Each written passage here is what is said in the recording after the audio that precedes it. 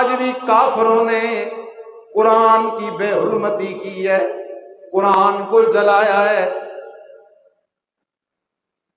اس کا حل کیا ہے؟ جواب کیا ہے؟ آخری جملہ ہے، ٹھیک ہے احتجاج کرنے کا بھی فائدہ ہے، ٹھیک ہے سوشل میڈیا پہ کمپین چلانے کا بھی فائدہ ہے، لیکن یہودیوں کو اصلی جواب یہ ہے کہ مسلمانوں 3 کام شروع کر دو۔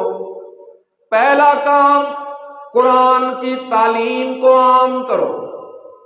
جتنی مسلمانوں میں قرآن کی تعلیم عام ہوگی اتنا یہودی ذلیل و رسوا ہوگا۔ دوسرا کام، اپنے عقیدے اور نظریے بناؤ تو قرآن کے مطابق۔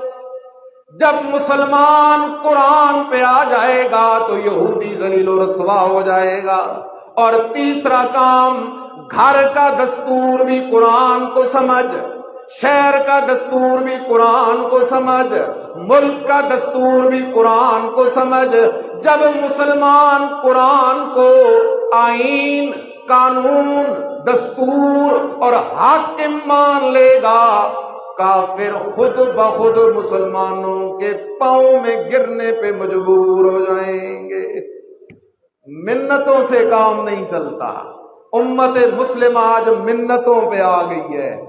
کتے کے منہ میں ہڈی ہو نا، کتے کے منہ میں، تو کتا منتیں کرنے سے ہڈی نہیں چھوڑتا، تب چھوڑتا ہے کہ کتے کی گردن پہ پیر رکھا جائے۔ جب تک یہودی کو رسوا نہ کیا جائے، قرآن اور فلسفہ قرآن کو عام نہ کیا جائے، اس وقت تک قرآن کی عزت کا حق ادا نہیں ہو سکتا۔ آخر دعوانا الحمدللہ رب العالمین۔